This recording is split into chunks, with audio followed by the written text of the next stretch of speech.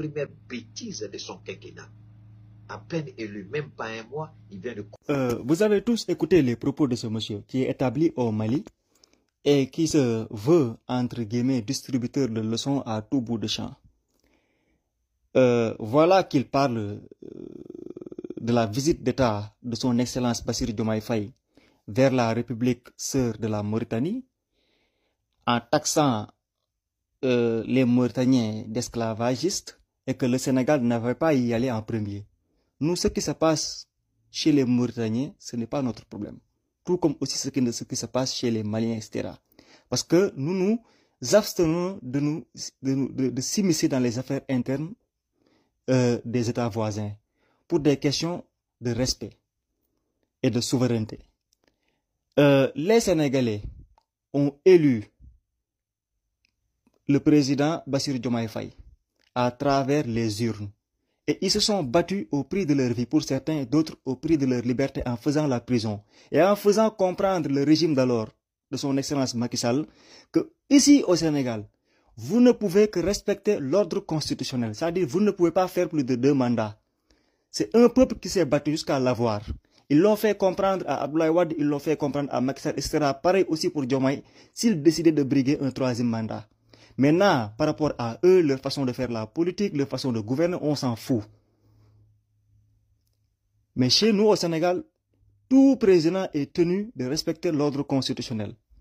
Et si tous les présidents d'Afrique de l'Ouest faisaient la même chose, comme le Sénégal, comme le Nigeria, comme le Cap-Vert et comme le Ghana, comme ces 4 pays-là, et la Gambie aujourd'hui qui commence à faire la même chose même, on n'aurait pas de problème. On n'aurait pas aussi une CEDEAO qui allait être divisée en 1000 morceaux et volée en éclats.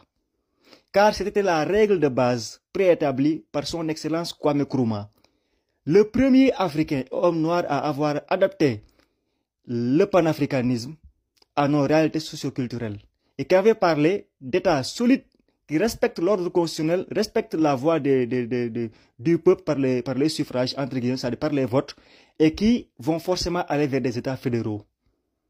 Et la CEDEAO avait commencé à le réussir en intégrant des pays qui n'avaient pas les mêmes paradigmes socioculturels, parce que dans la CEDEAO, vous avez des pays anglophones, Nigeria, Ghana, Sierra Leone, Libéria, etc.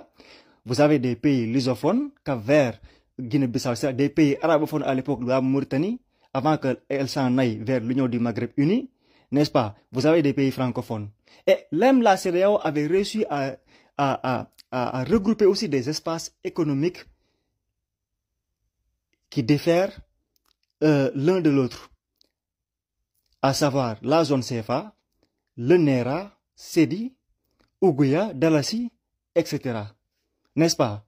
Et en créant un grand marché d'échange et d'intégration sous-régionale. Maintenant, des pays se sont sentis peu concernés ou mal à l'aise à l'idée de rester au sein de cette entité. Ils ont pris sur eux le choix de quitter la CEDEAO, tout bonnement.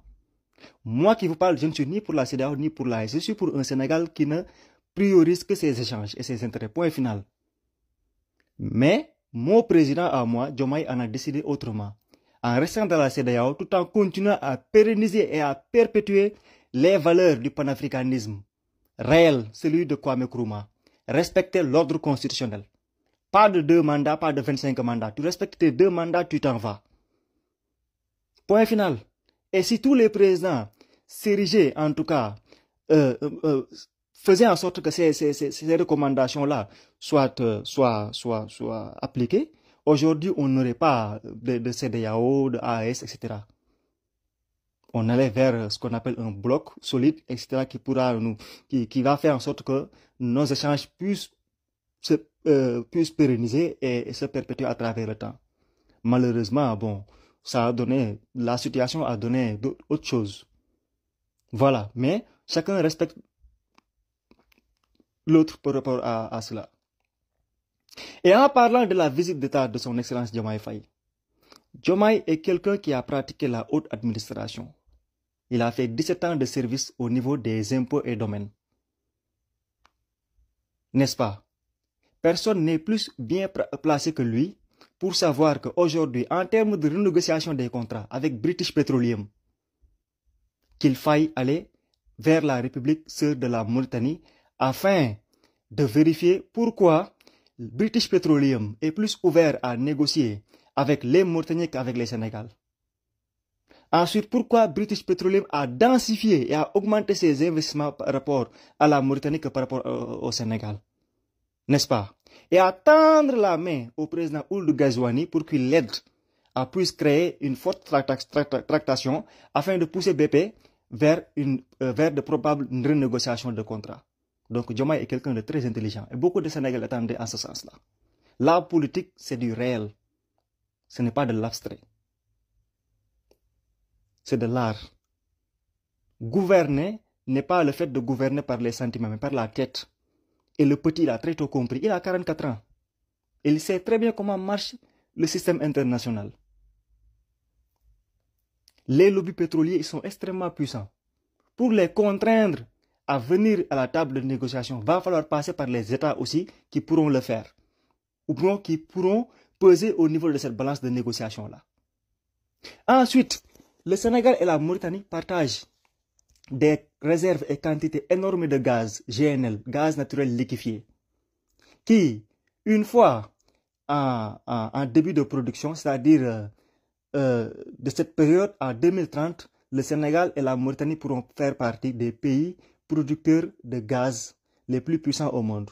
C'est-à-dire dans le classement du top 27 mondial et 5e continental. N'est-ce pas? Ce n'est pas à ignorer aussi.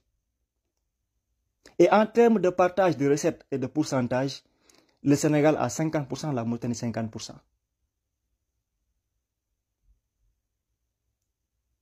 Et que pour ces gaz-là, par exemple, afin que le Sénégal puisse intégrer l'OPEP des gaz, entre guillemets,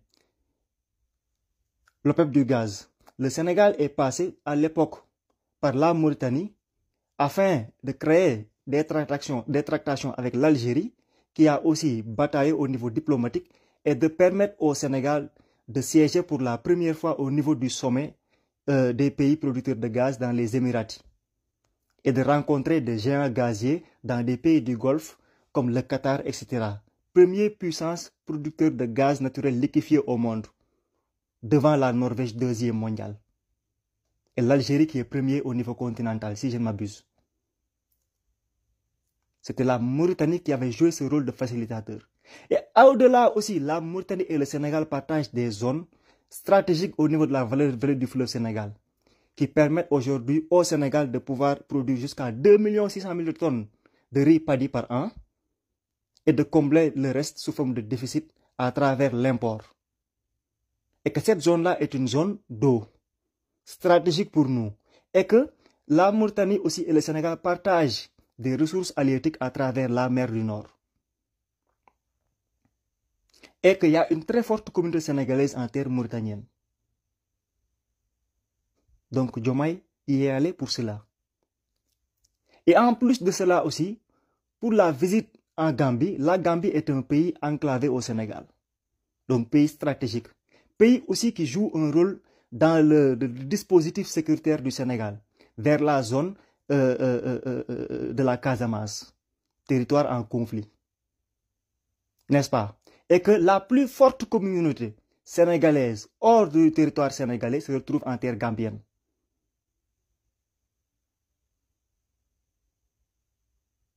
N'est-ce pas? Et la Gambie est le pays qui a presque la même culture que les Sénégalais. On parle tous le Wolof. Y compris aussi le Wolof est fortement parlé en terre mauritanienne. Et il y a une très forte communauté poulard et en Gambie et en Mauritanie. Et qui ont aussi leur base arrière, c'est-à-dire, entre guillemets, leur famille, etc., en terre sénégalaise. Donc il est parti raffermir les liens et faire en sorte que ces pays-là puissent coopérer de façon stratégique. Maintenant, nous parler de oui, la Mauritanie est esclavagiste en Afrique. Il y a beaucoup de réalités qui sont cachées. Au Mali, il y a 300 000 Maliens qui subissent ce qu'on appelle l'esclavage par ascendance. Mais on s'abstient d'en parler, par respect. Moi qui vous parle, j'ai de la famille au Mali. Mais on sait très bien ce qui se passe. Alors, de grâce, évitez de vous en prendre à des pays ou des peuples qui ne vous ont rien fait. le Sénégal ne saura que préserver ses intérêts géostratégiques surtout et géosécuritaires.